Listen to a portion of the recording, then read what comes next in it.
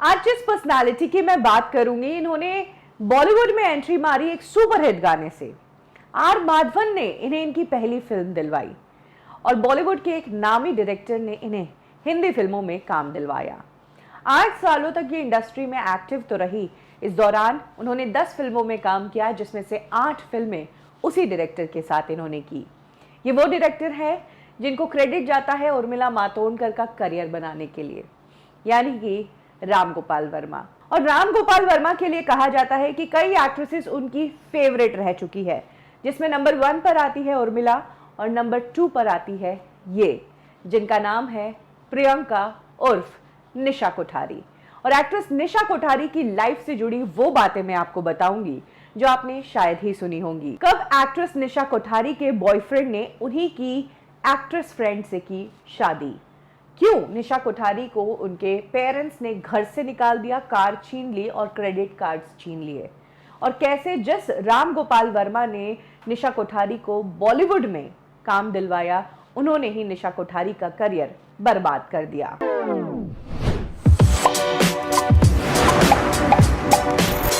निशा Kothari waste Bengal से है। दिल्ली में जब ये 10th स्टैंडर्ड में थी तब ये दिल्ली शिफ्ट हो गई और वहीं से केमिस्ट्री में इन्होंने अपने आगे की पढ़ाई की। जिस दौरान ये कॉलेज में थी तब मॉडलिंग करना इन्होंने शुरू कर दिया था, और बाद में जब उन्हें समझ आया कि मुंबई में उनके फील्ड का ज्यादा काम है तो उन्होंने मुंबई का रुख किया। इनफैक्ट अगर बात करें निशा की, तो वो शुरू से ही एक्टर ही बनना चाहती थी। जब वो दिल्ली में थी तो उन्होंने कथक की क्लासेस ली थी, और आगे चलकर जब वो मुंबई गई तो उन्होंने एक्टिंग क्लासेस भी ज्वाइन की। ये वो टाइम था जब फिल्म इंडस्ट्री में म्यूजिक वीडियोस का काफी चलन चल रहा था, और इन्होंने भी एक पॉपुलर म्यूजिक वीडियो से ही एंटरटेनमेंट इंडस्ट्री में कदम रखा था। एक गाना आया था चढ़ती जवानी, रीमिक्स सॉन्ग था जिसमें एंजल्स बताई गई थी। उन एंजल्स में से वन ऑफ द एंजल्स निशा कोठारी थी। यही वो एल्बम थी जहां से निशा एंटरटेनमेंट इंडस्ट्री में नोटिस हो गई और उन्हें काफी प्रिंट एड्स मिलने लगे। जिस वक्त निशा कोठारी मुंबई में स्ट्रगल कर रही थी तब उन्होंने कई सारे प्रोडक्शन हाउसेस में अपने पिक्चर्स डाले थे। तभी आर माधवन एक फिल्म में काम कर रहे थे, और जिस प्रोडक्शन हाउस के साथ वो फिल्म में काम कर रहे थे उनके पास कुछ पिक्चर्स थी, जिसमें से आर माधवन को निशा कोठारी की पिक्चर पसंद आई और उन्होंने प्रोड्यूसर को कहा कि आप इसे एक्ट्रेस लो। तब जाकर निशा कोठारी को मिली अपनी पहली तमिल फिल्म जिसका नाम था जय जय, और इस फिल्म में आर माधवन के साथ वो नजर आई थी। इस दौरान निशा कोठारी ने कुछ और भी रीजनल फिल्मों में काम किया। तभी राम गोपाल वर्मा, जो कि नए चेहरों को काम देते हैं, इंडस्ट्री में कुछ कैंप्स हैं जो नए चेहरों को लॉन्च करते हैं और आउटसाइडर्स को भी लॉन्च करते हैं, बिना कनेक्शन बिना नेटवर्क वाले लोगों को भी काम देते हैं। इसमें महेश भट्ट और राम गोपाल वर्मा का नाम आता है। निशा ने अपने पिक्चर्स राम गोपाल वर्मा के ऑफिस में भी छोड़े थे, और तब राम गोपाल वर्मा के ऑफिस की तरफ से उन्हें कॉल आया, बताया गया कि उन्हें राम गोपाल वर्मा की जेम्स फिल्म के लिए सिलेक्ट कर लिया गया है। जिस वक्त निशा राम गोपाल वर्मा के साथ जेम्स में काम कर रही थी तभी राम गोपाल वर्मा सरकार में भी काम कर रहे थे, तो उन्होंने निशा को सरकार फिल्म, जिसमें अमिताभ बच्चन जैसे एक्टर थे, उसके अंदर एक छोटा सा रोल दे दिया था। तो निशा को पॉपुलैरिटी तो वैसे ही मिल चुकी थी, राम गोपाल वर्मा की एक्ट्रेस वो बन चुकी थी और अमिताभ की फिल्म में काम कर रही थी। जहां तक बात है राम गोपाल वर्मा की, तो उन्हें जाना जाता है एक्ट्रेसेस को एक अलग अंदाज में दिखाने के लिए। वो एक्ट्रेसेस को बहुत खूबसूरत, सेंशुअस और लड़कियों की क्या अदाएं और कितनी खूबसूरती से उन्हें पोर्ट्रे किया जा सकता है, वो राम गोपाल वर्मा अक्सर अपनी फिल्मों में दिखाते हैं।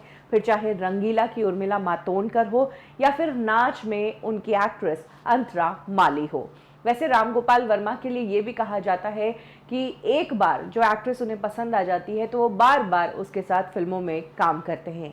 यही राम गोपाल वर्मा ने किया था उर्मिला मातोंडकर के साथ, और उर्मिला जब गई तो फिर एंट्री हुई अंतरा माली की। और जिस वक्त राम गोपाल वर्मा निशा कोठारी के साथ काम कर रहे थे उस दौरान अंतरा माली से उनकी प्रॉब्लम होने लगी थी। इनफैक्ट राम गोपाल वर्मा का निशा पर ज्यादा फोकस होना भी अंतरा को काफी डिस्टर्ब करता था, इसीलिए इन दोनों का ब्रेकअप हो गया और बाद में अंतरा चली गई और राम गोपाल वर्मा की नेक्स्ट फेवरेट एक्ट्रेस बन गई निशा कोठारी।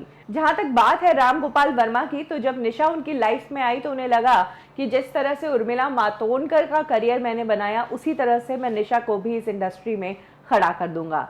लेकिन ऐसा हो नहीं पाया। जिस वक्त निशा कोठारी फिल्मों में आई ही थी तब वो भी रिलेशनशिप में थी। भरत ठाकुर नाम का शख्स तब निशा कोठारी का बॉयफ्रेंड था, जिसने आगे जाकर एक्ट्रेस भूमिका चावला से शादी की थी। जेम्स फिल्म जब रिलीज हुई तो फिल्म तो बॉक्स ऑफिस पर फ्लॉप हुई, लेकिन निशा कोठारी नोटिस हो गई और उन्हें क्रिटिक्स ने न्यू सेक्स सिंबल का टैग दे दिया। राम गोपाल वर्मा निशा को लेकर इस तरह ऑब्सेस थे कि उनकी हर फिल्म अनाउंस होती थी निशा को एज एन एक्ट्रेस लेकर। फिर चाहे डरना जरूरी है, गो, डार्लिंग, ये सभी फिल्में राम गोपाल वर्मा ने निशा को लेकर ही की। वहीं निशा भी सिर्फ राम गोपाल वर्मा के ही कैंप में काम कर रही थी। उन्हें इंडस्ट्री में आए हुए कुछ साल हो गए थे और इतने सालों में भी उन्होंने सिर्फ एक फिल्म बाहर की जो की थी महेश भट्ट के साथ द किलर। इसी दौरान राम गोपाल वर्मा ने शोले का मैजिक क्रिएट करने की कोशिश की। अमिताभ बच्चन राम गोपाल वर्मा के काम से इम्प्रेस थे।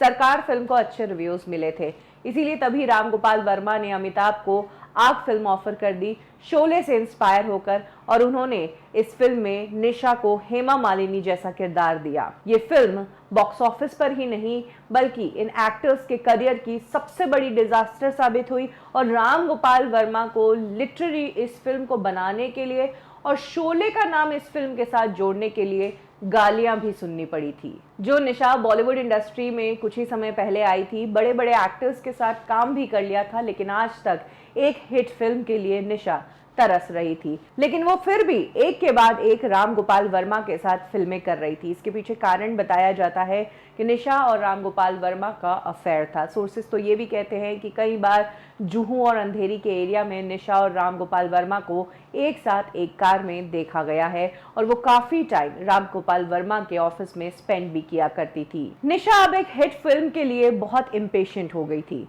बॉलीवुड में आए हुए इतने साल हो गए, लेकिन आज तक एक फिल्म अपने नाम वो नहीं करवा सकी। यही कारण था कि उन्होंने राम गोपाल वर्मा को वार्निंग दे दी थी। तब राम गोपाल वर्मा, जो कि ऑब्सेस्ड थे निशा से, उन्होंने एक बार फिर निशा को लेकर फिल्म बनाई। इस बार अलग एक एक्सपेरिमेंट किया गया, हॉरर कॉमेडी बनाई गई। अज्ञात नाम की ये फिल्म, और ये फिल्म पिछली सारी फिल्मों से सबसे बड़ी डिजास्टर थी। इस फिल्म के लिए भी राम गोपाल वर्मा ने गालियां खाई थी और निशा को भी बहुत कुछ सुनना पड़ा था। और ये वो फिल्म थी जिसने न सिर्फ निशा कोठारी का करियर बॉलीवुड इंडस्ट्री में खत्म किया, बल्कि राम गोपाल वर्मा के साथ उनका रिश्ता भी खत्म हो गया। वो निशा कोठारी जिसने बचपन से एक्ट्रेस बनने का सपना देखा था, जिसने अपनी जिंदगी के 6-7 साल डांस की ट्रेनिंग ली, तकरीबन 1-2 साल तक किशोर नमित कपूर से ट्रेनिंग ली, एक्टिंग की कि उन्हें आगे जाकर एक्ट्रेस बनना है। उस निशा को बिलीव नहीं हो रहा था कि एक आदमी के साथ चलने के कारण उसका करियर इस तरीके से बर्बाद हो गया। निशा ने ये वो टाइम था जब अपने आप को इंडस्ट्री से दूर कर दिया। हालांकि वो साउथ में काम कर रही थी, उधर उन्हें थोड़ा बहुत काम मिलने लगा था। यही वो टाइम था जब निशा की दोस्ती हुई इबाद रहमान नाम के शख्स से। निशा इबाद से बहुत प्यार करती थी और इबाद के साथ सेटल होना चाहती थी, शादी करना चाहती थी। बट प्रॉब्लम थी पेरेंट्स की। पेरेंट्स इस रिलेशन के बिल्कुल खिलाफ थे, क्योंकि इबाद अलग रिलीजन से था और पेरेंट्स को ये इंटर रिलीजन वाली शादी मंजूर नहीं थी। लेकिन निशा बगावत पर उतर आई थी, तो पेरेंट्स भी अपनी जिद पर उतर गए थे। इनफैक्ट एक टाइम ऐसा भी था जब निशा के पिता ने ओशिवारा में समर्थदीप नाम की जिस बिल्डिंग में वो रहती थी, उनके उस फ्लैट की चाबी ले ली थी, उनसे कार की चाबी ले ली थी, सारे क्रेडिट कार्ड्स ब्लॉक करवा दिए थे और बिल्डिंग वालों को मना कर दिया था कि निशा को इस घर में आने नहीं देना है। यानी कि फैमिली से बेदखल कर दिया गया था। 2012 में निशा को अपने पेरेंट्स के सामने झुकना ही पड़ा। उनका और उनके बॉयफ्रेंड का ब्रेकअप हो गया और इसके बाद निशा कहीं गायब सी हो गई, बॉलीवुड इंडस्ट्री से भी दूर। जिस वक्त ये सब बातें आ रही थी तब ये भी सुनने में आया था कि राम गोपाल वर्मा निशा से कांटेक्ट में हैं और राम गोपाल वर्मा निशा को लेकर एक फिल्म भी बनाना चाहते हैं। लेकिन इस बार अब निशा को ही राम गोपाल वर्मा की जरूरत नहीं थी। उन्होंने राम गोपाल वर्मा के इस ऑफर को ही रिजेक्ट कर दिया। हिंदी फिल्मों की अगर बात करें तो बिन बुलाए बाराती में निशा का एक छोटा सा किरदार था। उसके बाद वो इस इंडस्ट्री से गायब ही हो गई। जो करियर निशा ने एक म्यूजिक एल्बम के दम पर खड़ा किया था, जिस करियर के लिए बचपन से उन्होंने तैयारी की थी, वो करियर सिर्फ और सिर्फ इसलिए खत्म हो गया कि उन्होंने एक शख्स पर बहुत ज्यादा विश्वास किया। इनफैक्ट राम गोपाल वर्मा ने खुद एक इंटरव्यू में कबूल किया कि मुझे मेरे करियर में अगर किसी चीज़ के लिए रिग्रेट होता है सबसे ज़्यादा, तो मुझे निशा के लिए रिग्रेट होता है कि क्यों मैंने उस लड़की को आग जैसी फिल्म में लिया, क्यों मैंने उस लड़की को अज्ञात जैसी फिल्म में लिया जो कि डिज़ास्टर साबित हुई। वो अपने करियर में स्टार्टिंग पॉइंट पर थी, उसे अच्छी फिल्मों में काम करना चाहिए था, लेकिन कहीं ना कहीं मैं ही जिम्मेदार हूँ उसके इस करियर को ख़त्म करने में। हालांकि राम गोपाल वर्मा के इस कन्फेशन करने के बावजूद भी निशा कभी भी उनके पास लौटी नहीं। 2018 में निशा एक बार फिर से सुर्खियों में तब आई जब उन्हें स्पॉट किया गया दिल्ली के एक सॉकर कंपटीशन में, जहां पर वो बाबा रामदेव के साथ नजर आई थी। जिस वक्त बाबा रामदेव पर कैमरा था तब नजरें बाबा रामदेव के साथ खड़ी लेडी पर ज्यादा थी और तब लोगों ने कहा कि ये तो निशा कोठारी है और ये तो अब बहुत बदल गई है। निशा कोठारी जो पहले स्लिम ट्रिम एकदम फिट थी, वो थोड़ी सी वेट पुट ऑन कर चुकी थी और कथित तौर पर उन्होंने शादी भी कर ली। निशा ने 2016 में भास्कर प्रकाश नाम के बिजनेसमैन के साथ शादी कर ली और शादी के बाद वो हमेशा के लिए मुंबई छोड़कर दिल्ली में ही शिफ्ट हो गई। इनफैक्ट शादी के बाद निशा ने अपना नाम भी बदल दिया। जिनका नाम उनके पेरेंट्स ने प्रियंका कोठारी रखा था, उन्होंने फिर से अपना नाम प्रियंका कोठारी ही कर दिया। कभी भी इंटरव्यू में कोई भी अब उन्हें निशा कहकर बुलाता है तो वो इस नाम को सुनती तक नहीं है। उन्होंने अपनी पूरी पहचान अलग कर दी है, अपना फील्ड बिल्कुल बदल दिया है। अपने पति के साथ निशा फाउंडेशन नाम से उन्होंने एक संस्था शुरू की है जिसके तहत वो बहुत लोगों को मदद पहुंचाती है, अलग अलग इवेंट्स में हिस्सा लेती है। और अगर बात करें निशा कोठारी की डिटेल्स की, तो उन्हें अगर ऑनलाइन मीडिया पर निशा फाउंडेशन या फिर प्रियंका कोठारी से सर्च किया जाएगा तो उनकी ज़्यादा खबरें मिलेगी, क्योंकि वो अपने निशा कोठारी वाली इस पहचान को बिल्कुल ख़त्म कर चुकी है, इस पहचान को भुला चुकी हैं। बॉलीवुड में कई ऐसी एक्ट्रेसेस आई जिन्होंने एक ही डायरेक्टर के साथ काम किया, बाहर ज़्यादा काम नहीं किया, कंपटीशन नहीं देखा, इंडस्ट्री का माहौल नहीं देखा, और क्योंकि उस एक शख्स पे वो डिपेंडेंट रही, इसीलिए उन्होंने अपनी पूरी पावर उस एक शख्स को दे दी जिसने जब चाहा जैसे जिस फिल्म में काम करवाया। और कहीं ना कहीं जब आप किसी पर इतना भरोसा करते हैं तो आप अपने लाइफ के हर एक डिसीजन के लिए उससे वैलिडेशन मांगते हैं, और अगर वो वैलिडेशन नहीं मिलता है तो हम वो काम करते भी नहीं है। ऐसा सबके साथ होता है, शायद निशा कोठारी के साथ भी यही हुआ। वो अपने करियर में कुछ चेंजेस करती, कुछ एक्सपेरिमेंट्स करती, तब तक बहुत लेट हो चुका था। जो निशा एक्ट्रेस बनने आई थी, उनके काम से ज़्यादा अब उनके अफेयर की खबरें होने लगी थी। यही कारण है कि एक टाइम के बाद उन्होंने इस इंडस्ट्री से ऊब कर इस इंडस्ट्री को ही बाय कह दिया। आज निशा इस इंडस्ट्री से दूर है, उन्होंने अपनी पहचान बदल ली है और काम भी बदल लिया है, और शायद वो बहुत सुकून की ज़िंदगी जी रही है। निशा की लाइफ से आपको क्या सीख मिलती है, कमेंट सेक्शन में ज़रूर शेयर करें। कब, क्यों और कैसे में अभी के लिए बस इतना ही। फिर मिलेंगे बॉलीवुड की एक और स्टोरी के साथ।